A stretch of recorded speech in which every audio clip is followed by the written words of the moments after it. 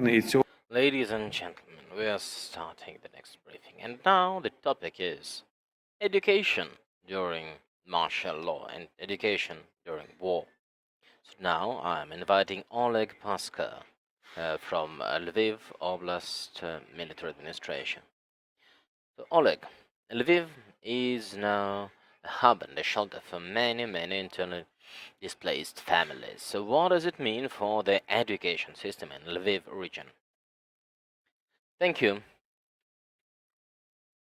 So during this war and the martial law, over 37,000 students of schools and universities came to Lviv region. Over 25,000 are now studying in Lviv secondary schools.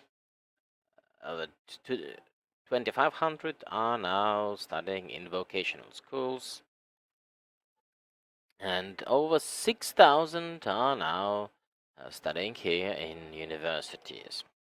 As of today, most educational facilities are working online for two reasons. First, it's security reason, and secondly, there are IDPs living. They are accommodated in the premises of the schools. There are 23,000 of them. So, using the opportunity, I would like to say thanks to the teachers and to the staff of the schools who are providing food and who help with accommodation to people who had to leave their homes. In brief, this is it about the IDPs.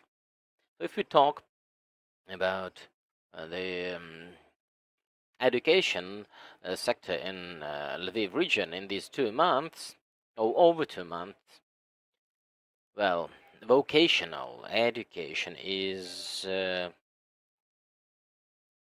now the key, because vocational schools helped provide food for the IDPs. Also, they help the army by creating the Czech hedgehogs, and also they are making clothes, sewing clothes, or for example, they make medikit bags. So the vocational system is now helping the military.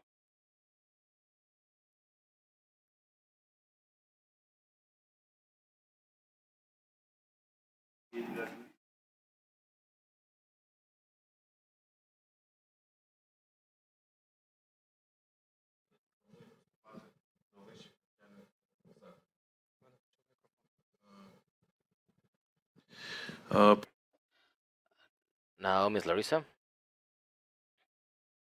this year, for the first time, due to the military aggression, the national assessment exam will not be happening in the same format it was there for 15 years. This year, there will be the national multi-option test. It's computer-based. So, those graduates of secondary schools and colleges who intend to enter universities this year can take this exam.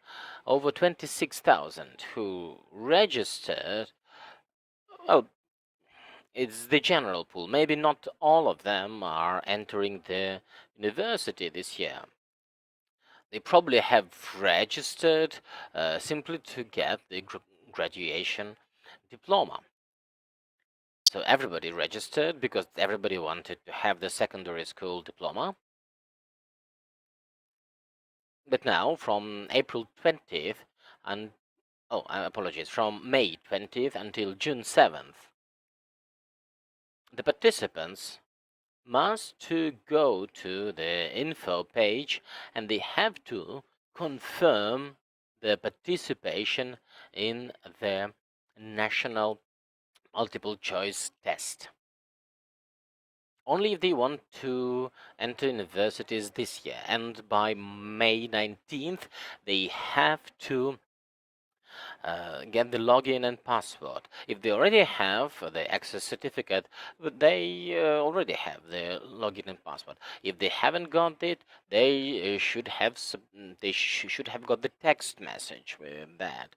If they don't have neither the certificate nor the text message, they can call the hotline or go to the website of the Ukrainian and Lviv Regional Training Center, fill in the form, and then get the login and password for the information page for this multi-test.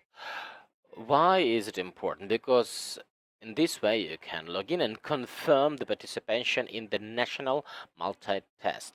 This year it will be Ukrainian language, mathematics, and Ukrainian history. They are mandatory for everyone, regardless of the university you want to enter. And every person will get the result of. There will be 3 scores for each of the subjects, and then there will be the aggregate score from a scale of 1 to 100. The information is there on the website. I only want to focus that all the tests are within the school curricula, and all the tests would be within the curricula for online studies. So, in terms of the campaign to enter universities, what would be different? What would be different for the universities? This is a question to whoever you want to answer. We understand that we have over 1.5 million underage Ukrainians who left the country, and perhaps if they wanted to enter universities, some of them might not use the opportunity this year. So, can we forecast that this year we'll have less Ukrainians entering the university? Do you see a trend here? I want to say that those who are abroad will have the opportunity to pass this national multiple choice test there, and they can use it in September to enter universities. So the Ministry of Education is working on this. All over Europe, there will be temporarily examination centers, just like in Ukraine, so that one could take this test at on site there. Also, we need to consider, for example, that in Germany, universities are free, but one has to speak German to be able to study there. So some might stay, but I think most students would come back for university education here. Oleg, we need to pay attention that most school graduates, secondary school graduates, out of, for example, 30,000 residents of Lviv who went abroad, they are trying to get in touch with the Department of Education in order to pass this multiple choice test. So most will try to enter Ukrainian universities. I would say 90% of them. And besides mastery of another language, I think it's just the positive attitude which drives Ukrainian graduates. They still want to live in Ukraine. They still want to study in Ukraine. And this is a trend we've been observing for the last 2 years, I think. And the martial law is not an exemption. We've seen it. We've seen it before. Even those students who have very good scores, they still want to come back to Ukraine. So I think the whole education community should do everything to make sure that in Ukraine there are conditions so that secondary school graduates would continue having their wish to study here. Another reason is that, well, we might have difficulties with dormitories in the universities, especially for the IPOs, for the IDPs. So the next task for the educational departments would be to make sure there's accommodation for the students. Now, the head of Lviv Military Civilian Administration has issued an executive order to complete the dormitories which were under construction, to make sure that from September the 1st they could study there. For the teachers, has anything changed in these new conditions? First and foremost, now the teachers have more workload because online education requires a different type of preparation. But, well, Lviv region has its advantages here because for over 2 years we've allocated funds for training the teachers. So the teachers have mastered online training. For example, such as Module, we've already deployed it in our school. So the COVID experience actually comes in useful now. And of course, it's not the best way because online studies, well, they can work for a few weeks or months, but well, now it's been what, the 3rd year. So hopefully from September the 1st, students will be back in offline education. Anything to add? What has changed for the teachers? My colleague said the workload indeed, because besides online education, also now there are IDPs living in school, and some teachers, they volunteer, they cook, for example, for these people, they help them, and it also places additional workload on the teachers. I would like to add also that the education in Lviv region now sees lots of innovations. For example, we have approved the temporary rules on appointing principals to schools in view of improving the quality of education.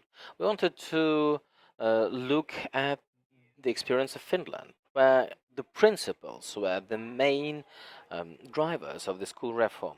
So as recently there were changes in the law of education, now it's up to local communities to decide how the principals are appointed. And sometimes this process is not very transparent. So what's important is the Principals' Council initiated this proposal to consider, for example, the transcripts to their education diplomas, because the principals should be those who had good grades when they were in the universities, right? So that is why we've implemented that. Also, we have offered a new course on integrated Ukrainian and international literature, which incorporates the reality of the martial law, and we hope the ministry would approve it for secondary schools. And this is the response to this military aggression.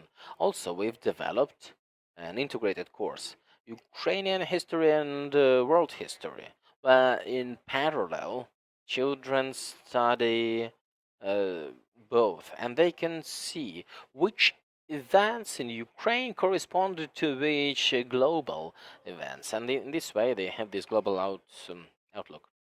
My last question. We see that for the Russian occupiers, education is something of interest, especially school education. We see that in temporarily occupied territories, the Russians are trying to change the curriculum. They force our teachers to teach using Russian textbooks. Have you heard anything about this in the educational circles or from the colleagues from other regions? Do you have anything to add for these Ukrainian teachers who now face this really tough choice? I also have the experience of teaching, and I can say that every teacher, even in the dire situation, can teach in such a way that with some smile, with some minuscule things, he can tell children if this information is truth or lies.